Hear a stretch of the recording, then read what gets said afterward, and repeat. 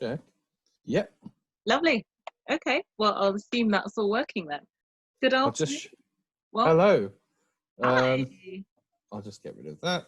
That's all working. Hello, here we are. I'm ready now. Hello. Good Fabulous. afternoon, everybody. I'm Shay Ali here with you on Inspired Online. And this afternoon, I've got with me the lovely Matt Kendall. Now, you might know Matt from various sources. You may know him from Interesting Talks, which was the largest personal development get-together in London. He created this massive following with that and brought lots of speakers to that. And what he's doing with himself now is IEMT, which is, well, he's been doing that for many years, actually, alongside the Interesting Talks. And he's actually come and spoken about that at Inspired before. And what it is, I love the way you introduced this, actually, Matt, because you said, no, men don't always like talking about their feelings. That's true. That's true. You know, how would it be that we can just clear those blocks that we have without even having to talk about it, but just instantly feeling better? Yeah. Within that 10 minutes that he did at Inspired Live with us, I have to say I thought of an incident that was really bothering me that day. Someone was very rude to me, and it was just really bugging me. I was thinking I should have come up with a better comeback, you know, and I was just froze. And after Matt did his thing, honestly, that has never bothered me again. So I was like very blown away with this particular skill. And I'm very pleased to be able to welcome him to Inspired Stage Online this afternoon. And ask you our magic question, which is, if you had to share your wisdom with the world in a nutshell, what would you say? Well, generally, when I'm working with people, so I do a mixture of hypnotherapy and mainly IEMT now. But my whole sort of philosophy is where you are in the world right now might not be your fault. However, what you do and how you act and where you go is your responsibility. Now, if somebody's not able to take on that, no, I can't help them as a therapist.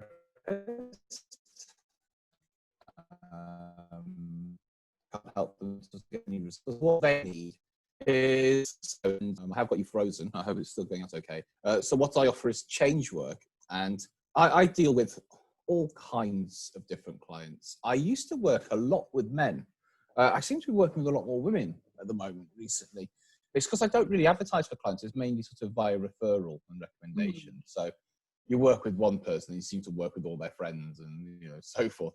And I work with a lot of people in America as well. And what's really great about IEMT is that you don't need to talk about the actual content of the book. To do is take the feelings that you currently have and regress them back to the imprints or the sensitizing events, if you want to call them that. And then so you take, say if you've got an anger issue, how strong is it out of 10? How familiar was the first time you're feeling this way? Go to the first time, and it's probably an incident at school or with your parents or with siblings. Hold on to that for as long as you can, move your eyes, literally release it, and it incapacitates your way of feeling this anger again. Wow. And then so it works on different things. So basically that's doing like the regression part. It also works on specific memories like we did with yourself and when I came to do you know, your event. And that's basically when you think about the memory, what's it like? Is it a picture or a movie? Is it subjective or objective? Is it vivid? Is it near or far? And out of 10, how strong is the emotion associated with it? Hold it, move your eyes, and based on different axis. And then, some support thing coming up. And then basically it incapacitates your way of creating that memory again. So it's, and also it's harder to explain, but it also goes much more into identity as well. So we have our ways of feeling, and that's basically the memory work. And then we have our ways of being, who we are as a person.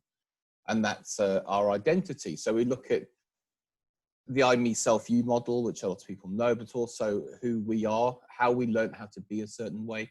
And we often take on like nicknames and belief systems throughout our life. Some are from actual people and some are from like society.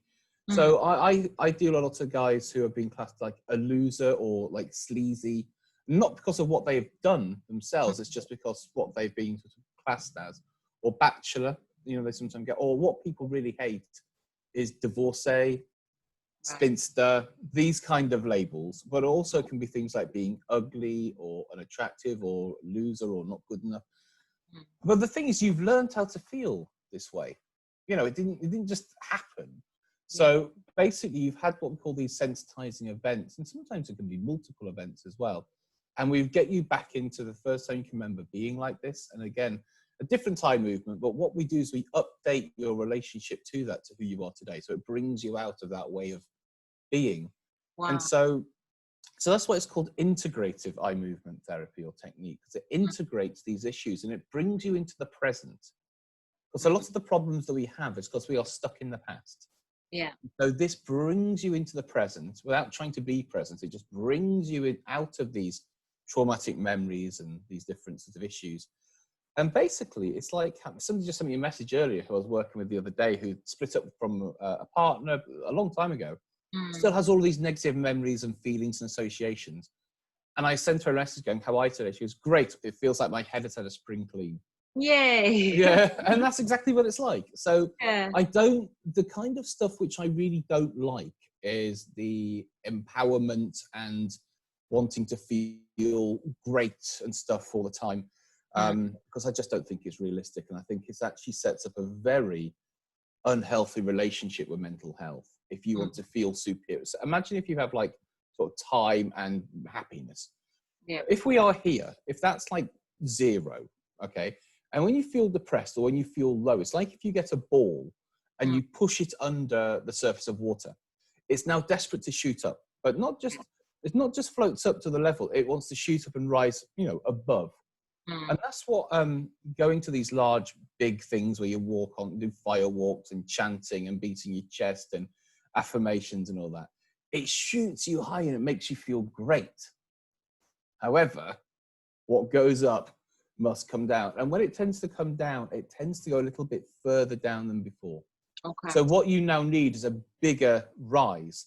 So basically, your happiness becomes very, very turbulent and it's not actually bipolar, but a very sort of polarized way of living. And people are either manically happy or really depressed, and not just normal.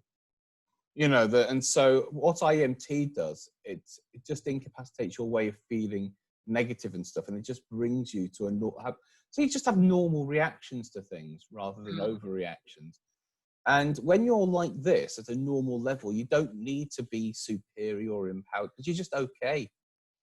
And that's without sort of having to try to feel good. You don't have to get up in the morning and do this. I keep hearing about this Wim Hom thing about doing all this energized breathing and all. It's very tiring trying to feel good all the time. So it's just basically. And the thing is, if you're having to say affirmations and stuff, it means that you must believe the inverse is true. I don't get up in the morning and say, "I am powerful and great." I get up in the morning and I give the mirror a little kiss and stuff, but that's just because I'm in a good mood. It's not usually morning.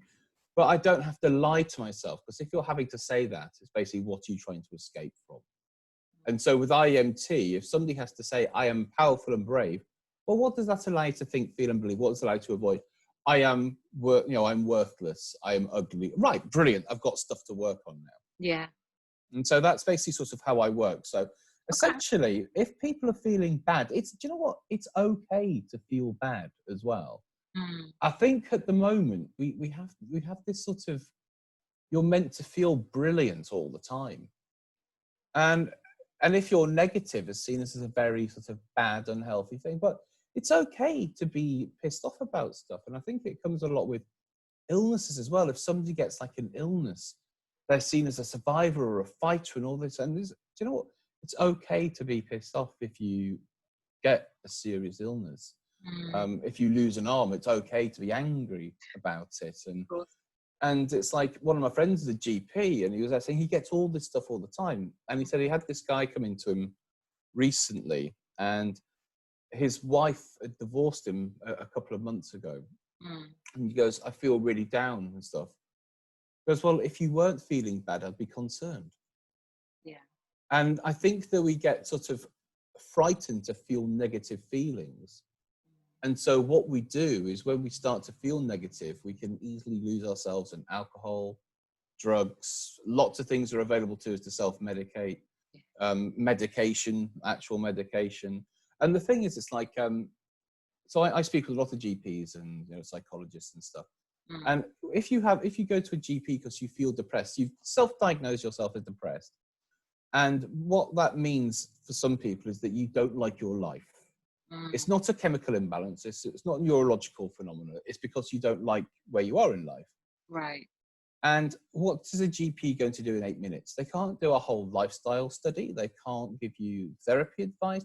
And if you do go for therapy, well, when's that going to happen? Even now, after this whole epidemic, so one of my family members has got some mental health issues, and he has a regular mental health check, and he's meant to go very regularly. He's just been told his next appointment's not going to be until March. Wow. Yeah. God. And so I once had, I had some medical things a few years ago, and my GP, or the woman who I was seeing, was saying, would you like to see a psychologist? And I was like, yeah, out of curiosity more than anything. And I was like, yes, I would. 18 months it took to get one appointment. Whoa. Yeah. And so a lot of the friends and my GP friends and stuff are basically, they're trying to do different things with NLP and stuff like this, where when somebody comes in, they can actually help them. And not just like, well, what can a GP do? They can prescribe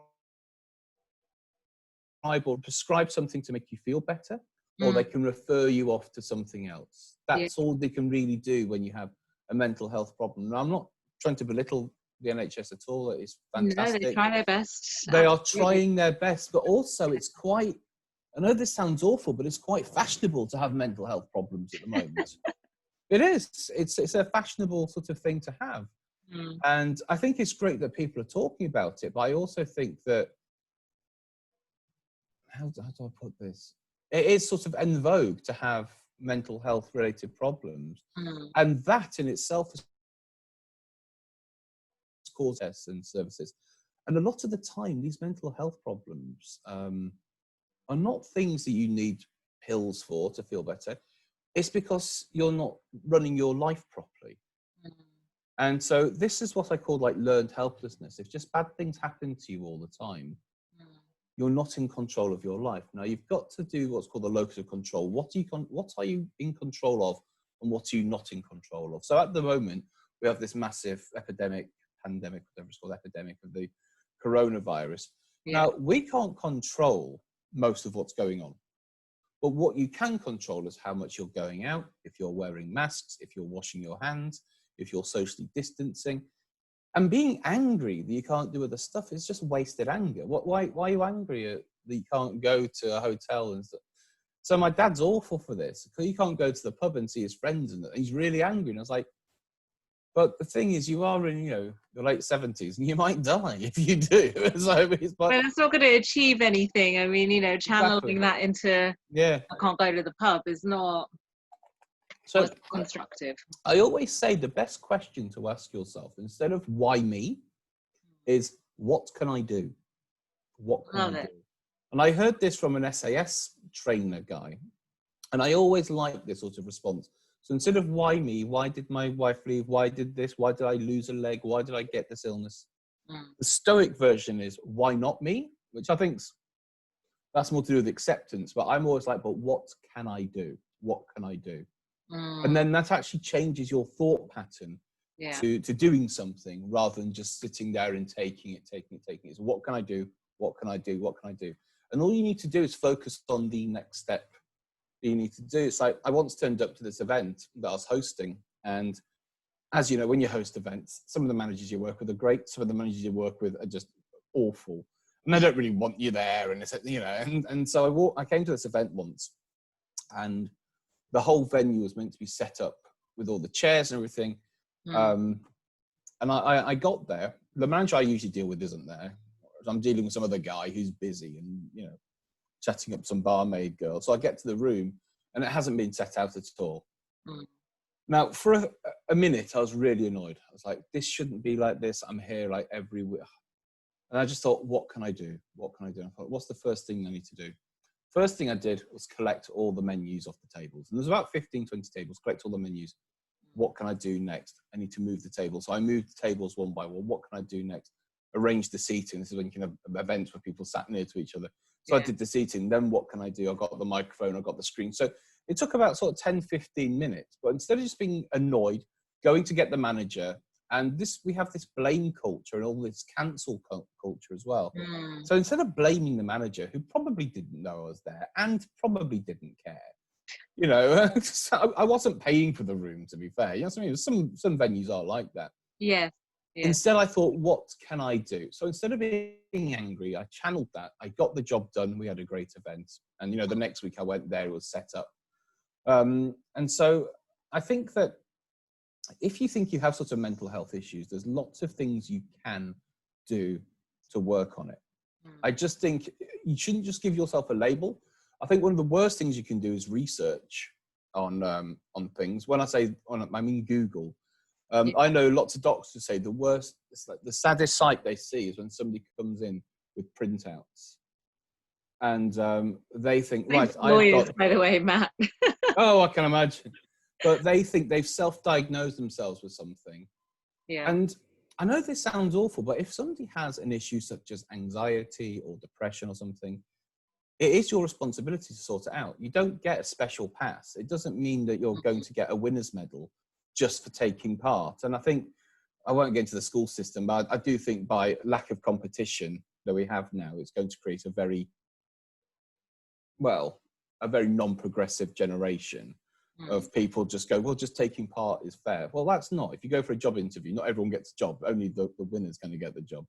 And so by sort of self-diagnosing and thinking you know more than a doctor, and there's so much misinformation on YouTube and all different kind of lifestyle choices and stuff, and some of them are very dangerous, and a lot of them is purely about selling you supplements and meal plans and stuff like that. It's got nothing to do with actual nutrition or whatever it might be, or weight loss and stuff. And so you've got to think, right, what can the doctor do for me and what can I do myself? If I don't like my life, how is a medical doctor going to improve that? Yes, you can take tablets, and all tablets do is like SSRIs and stuff. It just makes you feel happier. You know, it keeps the serotonin flowing. Now, if my friends always say, if you've been through something really bad, like a bereavement or something, a short-term fix is really good, like SSRIs. It'll get you through a period. But to go onto them indefinitely as a choice, it's not the greatest way for most people, by the way, because as soon as you start medicating in this way, you feel better about your problems, but feeling better about your problems isn't working on them or fixing them. It just makes you feel better about them. So in the long term, it's going to be going to be detrimental to your financial and your everything, your health. Because also with any kind of medication, your body adapts to it. So you're going to have to increase the dosage or start swapping things around. And so I really think that people should realize it's okay to feel bad. But when you feel bad, rather than feeling bad and wallowing in it, or even trying to escape that through social media, drink, drugs, whatever it might be, ask yourself, well, what can I do about this? What can I actually do? And then there's a range of different therapies you can do at home. And if you want care and support, counseling and stuff is usually the best way. If it's because you want to change, then I would look at more of the change work modalities, EMDR, IEMT, NLP, even stuff like EFT, if you're kind of more spiritual and like that kind of stuff. But once you sort of get out of this sort of, I just need help, I always say, if we would just become much more self-sufficient, and I think it's called mental fitness now, rather than, you know, mental health. Yeah, and I think it's good because we always, you know, we pay more attention to our bodies and keeping them fit and healthy, but we don't think about our mind. And so when I work with the clients, if they say, right, I have a water bottle, I have depression, which is an identity statement anyway. But if they say I have depression, I'll go, okay, let's look at how you spend your week. Okay. And we go out throughout their week and go, well, the problem is you have depression because you have a pretty bad life, you know, and you've got nothing to look forward to. This isn't a mental health problem. This is a lifestyle issue. Now, people want to have self-esteem. We talk about self-esteem all the time. Now, I have good self-esteem because I'm doing things every day, excuse me, and every week, which makes me feel good about myself. Yeah, absolutely. I don't, wanting to feel good about yourself without doing the work is like saying, I want a great body, but I don't want to go to the gym. You know? I'd love that. I know, tell me about it, especially during lockdown.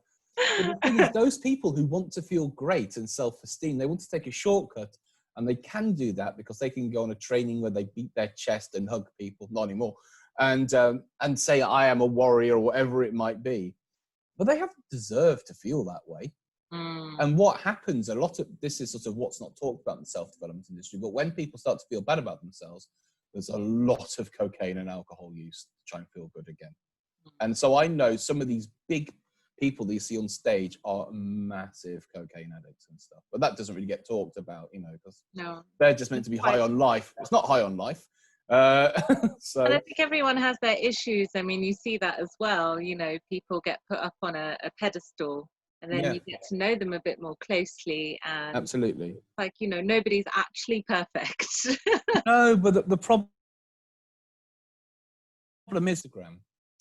This is a really good saying I once heard, and you should never compare your inside with somebody else's outside. So by that, you should not compare how you feel to how somebody's presenting themselves on, let's say, Instagram. Because you're never, ever, ever going to be able to compete.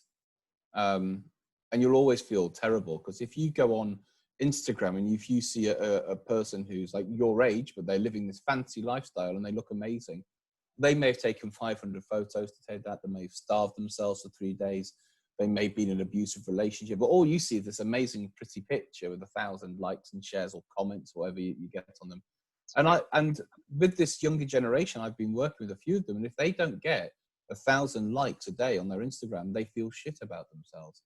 And that's setting up a very, very dangerous way to live, and a very sort of vacuous. And I think someone said that we've been documenting nothing. Documenting. No, we are currently documenting more than ever of achieving so little. And I think that's what Instagram really is, and Facebook and stuff. So that's when I do stuff on Facebook, and when you do these things on Facebook, it's actually stuff of worth and value, and actually worth somebody's time. Because when it gets onto social media, we have this, it's like a dopamine cycle, and it's what we call the thrill of the chase. And so scrolling, when you go on to Instagram, you can go down a YouTube hole or like an Instagram search or whatever it might be. They seem to be like the biggest ones. You're constantly searching for something and your dopamine and anxiety stuff kick in. So you continue that search. But the thing is, it's like if you were back in caveman days and if you're chasing an animal to eat, when you achieve that, you can shut off and go to sleep. But the thing is, when you're on social media, that is unattainable. You cannot ever reach that end goal. So people now are like staying awake till silly o'clock, just scrolling. And they don't know what they're looking for. They just know they haven't quite found it yet. Because there isn't an end goal, I guess. There isn't an end goal, that's it. Yeah. And so they can't turn off their own brain switches, as it were. So you're in this hunting mode, but you don't know what you're hunting for. You don't just go, oh, that was a great YouTube video and now I'm going to sleep. Because no, look, recommends. And I do it myself. You know, I do as well. I recognize that, and you know, and suddenly it's, you know, very late o'clock, and I think yes, absolutely. Because those algorithms are very good, you know. Yeah, they are. So I really think I know sort of coming to the end of this. So I really think with change work, therapy, mental health, always think about, what can I do? What can I do? Because where you are may not be your fault. And I've worked with people from all kinds of backgrounds, literally kidnapped, held hostage, to abusive relationships, to being abandoned as a child, to losing limbs, to losing sight, to all kinds of different issues. And if you just feel sorry for yourself and like the world is against you, no therapy is going to help. Yeah. And what you'll do is you'll go into some sort of like self-pity mode and try to numb this with whatever, you know. But these things which you use for numbing also then has its own consequences, and it builds the problem out. Mm. Think about, what can I do technically? What's tangible? A very, very simple thing is a calendar. So I use Google Calendars. I run my life on Google Calendars. And I actually use different colors for different things. So everything in mine of work is blue, everything that's financially important is red, and everything that's green is fun. So if I don't have anything green in the next couple of weeks, I feel bad about it. So what I do is I book stuff in. Now, I actually run a course on how to create and maintain social circles. Obviously, it's quite hard during this time. Yeah. But people just like, well, I just want people to organize things for me, invite me along. Well, be the organizer. Now, I'm saying that as somebody who's done over 500 meetup events, right? Be the organizer. It's much better. Yeah. So be the actual organizer. Be the person who does the thing. Now, today, I'm actually going to a barbecue who is organized by somebody else, which is great.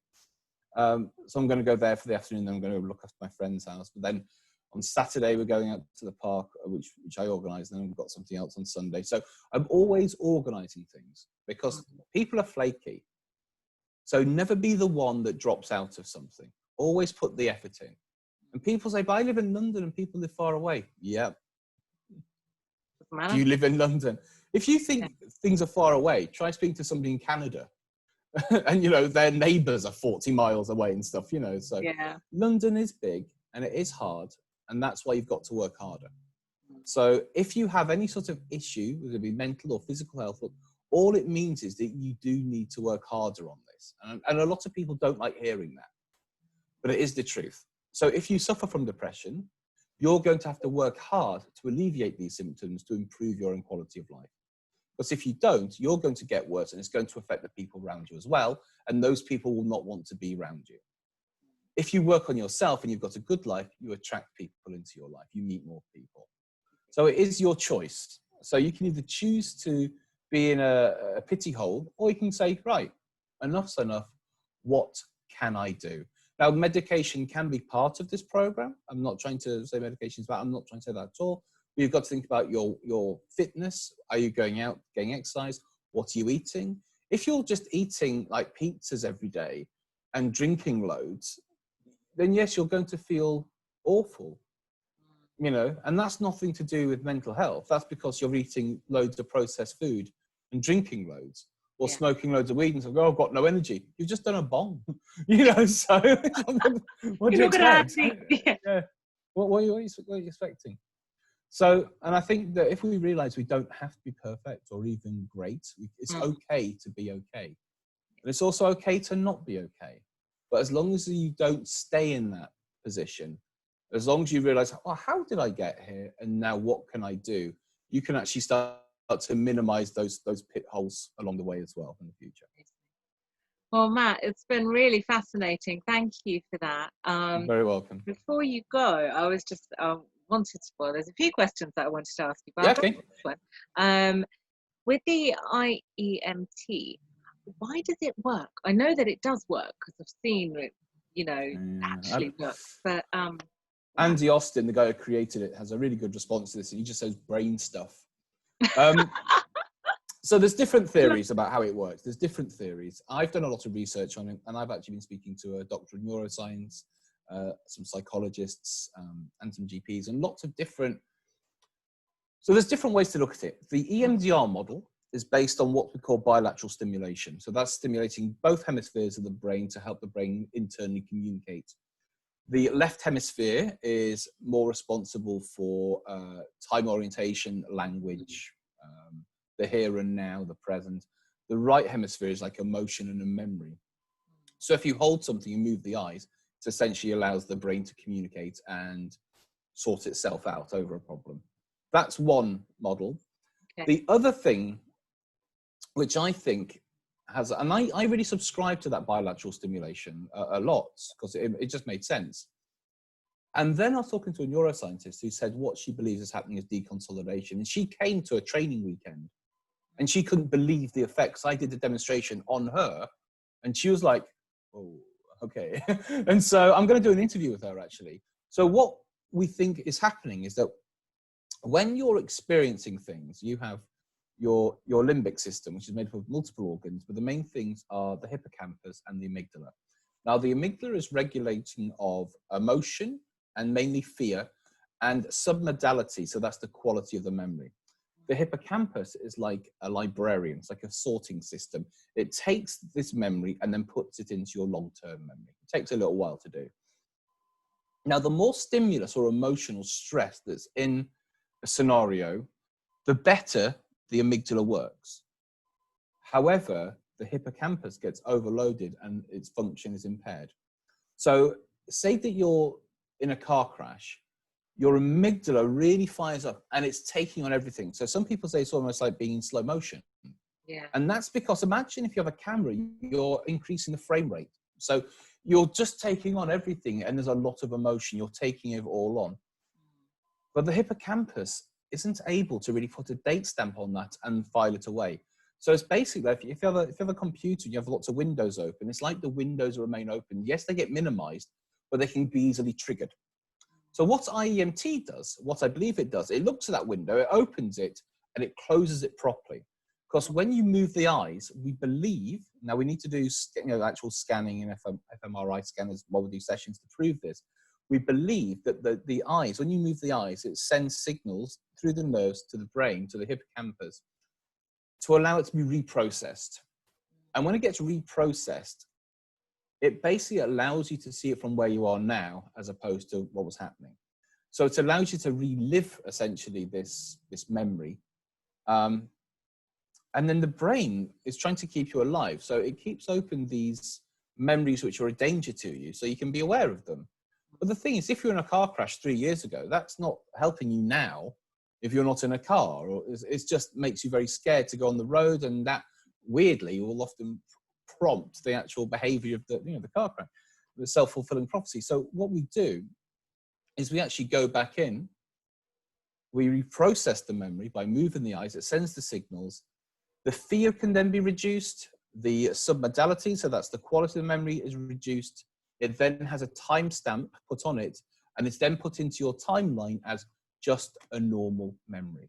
Nice. So that's what I believe is happening. And if anybody else has any other ideas on that, I would love to hear it. But I've spoken to a lot of people about it, and that's what we believe is happening. And I think it stimulates, I think it's the vagus nerve, which changes it all. There's lots of stuff basic. But basically, if you have a bad thought, move your eyes, you'll feel different. Nice. In a nutshell, that's kind of what it is. Love the nutshell. And I was also fascinated by this question, if I may. I know we've got... Yeah, of course. No, it's fine. So in terms of, you said the question to ask yourself is, what can I do? Yeah. And I think that's a really powerful and amazing question. Yeah. But where my mind went is, what's the downside kind of thing. So what if, your answer to what can I do is not necessarily the most empowered answer that you can find. So for example, anyway, one of my friends got dumped in a really horrible way a few years ago. And the first instinct was, right, I'm going to go to his cupboard, cut up his ties, ruin his stuff and all this kind of thing, which, might make you feel better in the moment, but is probably not the most empowered thing that you can do. So how do you discern the difference? The difference between something empowered to do and something that's actually maybe going to be negative. The thing is, it's like cutting up somebody's, that might not be the nicest thing to do, but it might make her feel better about it. He may deserve it. Because the thing is, if she just left, and she might regret not doing that. And so I don't know, because the thing is, it's like horses for courses. Everybody's kind of different. Well, I've given you a silly example there, but there's always a choice, right? There's always the thing is, and what I'm trying to sort of show here is, instead of feeling, why is it always me? I'm trying to get somebody into a more sort of progressive, rather than being sort of reactive, to be more proactive about their lives. So rather than waiting for things to go bad, and when they do go bad, well, I knew this would happen kind of thing. It's more, it's basically like prevention's better than cure as well. especially when it comes to mental wellness. So there's no actual answer to that question. I think if you start to have a better mental health and your emotions are more balanced and you work on yourself, you can actually take more measured action rather than reacting to things. As you know, as a lawyer, you've got, I think, was it called passion of crime, which is where people are basically insane through emotion, and they will do something. Defense, actually. Yeah. And they will do, and this happens all the time. Now, usually from what I've found, people who will do something extraordinary like that is because there's a build-up of different stuff. It's not just like you're walking down the street and then you hit someone with an axe. Yeah. It's usually like if you've got noisy neighbors who've been partying for days and that you go around and punch somebody, it's not just usually, you know, a small thing. It's usually a build-up of stuff. So instead of waiting for things to get really bad, have a more proactive approach towards your life, your emotions and your behaviors. And your life will just become much more like, rather than very sort of up and down. So when you think, what can I do? Think, what can I do that's not going to hurt people or destroy things or destroy property? If you want to tag that on. But basically, it's better to understand that you are going to have ups and downs in life. But in fact, Andy also once said this, is that when they build wells in India, they're very, very deep wells, but they build them with a ladder in. So if you fall down it, you can climb out, you know? So if you are going to have problems, and if you know you're going to feel bad about certain things, have an actual escape already sort of planned in to what you're going to do.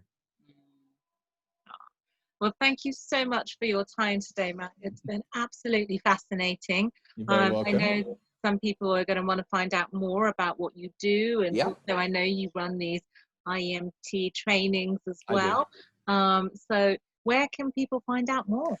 Facebook is my best place. Great. So I have a Facebook page and a Facebook group. So Facebook, the page is IEMT Academy, and the group is also called that as well. I have lots of video content. I'm mainly training therapists now, really. I am going to do some online trainings just because, well, needs must in this. But I generally do a training per month for like 10 to 12 people. So I'll be doing, I don't know when it will be, but it'll be soon. And I'm just fascinated by IEMT and its applications and how it works. And I do a lot of interviews with people who are using it, who have done practitioner trainings with me and sometimes with other people, to see how they're using it with other people. YouTube, all my videos are on YouTube. And again, it's just IEMT Academy. You can connect with me on LinkedIn. I used the name Matt Kendall or the Matt Kendall because I think somebody had Matt Kendall. So it's Kendall. I've got loads of interviews, radio interviews. I did a couple actually this week as well for different radio stations. But Facebook is probably the best place. You can just connect with me on my personal profile, just Matt Kendall. Again, might be the Matt Kendall. You'll be able to see who I am from my profile picture. And then when we start doing events again, I'll be doing those. I do something called Psych Talks now. Okay. And that's like a multi-speaker event. It's a bit like sort of your event actually, but the talks are generally longer. We'll have 4 speakers over an afternoon, and they'll do like an hour with Q&A. Rather than like yours are about sort of 10 minutes, aren't they? With these are sort of kind of much longer, and they sort of quite specific on a theme as well. So it could be like neuroscience or neuroplasticity, sort of things like this. But if you want to learn about how to do IEMT, I also do webinars and online workshops as well. And the best thing is it's a really amazing way of therapy to work with people and change work. And you can explore it and just Google IEMT, go on Facebook. There's it's growing and growing and growing. And the association, you can check out there, loads of blog posts. There's this guy did, it's in a peer-reviewed journal. He did about, it was eczema or it was a skin condition. I can't remember what, was it psoriasis? And it's in a published paper as well. So if you want to read like a published paper on it, that's amazing to read. Okay. But yeah, Facebook, IEMT Academy or Matt Kendall, just Google those, you'll find me everywhere. Fabulous. Well, take care of yourself. Enjoy the barbecue. And I will do. I hope to see you soon, Matt. I'll see you later. Thank you very much. Thank you.